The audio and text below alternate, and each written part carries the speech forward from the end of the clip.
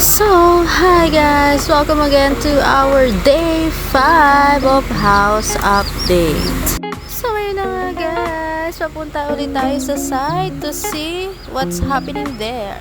Ayun na nga, nagsuot na ako ng sombrero dyan at dahil napakainit talaga, kasing hot siya ng jowa mo. Uy, parang ano to?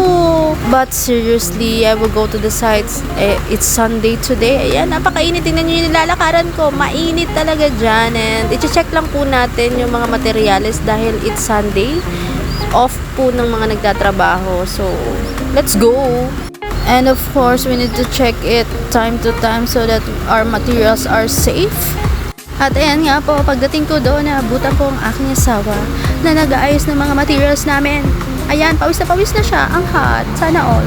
And then na nga po, nilipat natin from the barracks ang mga kahoy dahil nakaharang po siya. So, inayos naman po namin yan. So, tuloy-tuloy lang siya sa pag-aayos. And ayan, kung makikita nyo guys, tuloy-tuloy siya sa pag-aayos ng aming materyales. At tuloy mo lang yan, tulad ng pag-aayos ng buhay natin. Uy, ano yun? And so, ayun na nga, tuloy-tuloy lang po siya sa pag-aayos. Sana all inaayos. At seriously, ayan, nakikita nyo po na meron na po dyang tie beam. 3 na po yan. And tomorrow po, bukas nila i-install yung last tie beam. And ayan, sige lang, araw-araw sipag lang. And always thanking God for all the blessings you given us. And ayan, unti-unti na nga po talagang nagsisimula bumango ng mga tao dito sa lugar namin. And ayan, diba, ang dami pang mga tao na nagtatrabaho. And ayan, napakainit. Shoutout sa inyo lahat.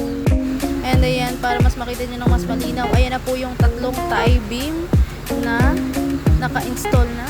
So, ayun na nga po, bukas they will continue to work again and again. And tingnan po natin ang susunod na update. For the meantime, ayan, and thank you so much for all your support, guys. Thank you so much for watching. And shout out to my LTC family and to my foreign friends, to all the viewers, and of course, Mom LTC Official, Sir Filda, and Miss Daisy Castro. Bye, everybody.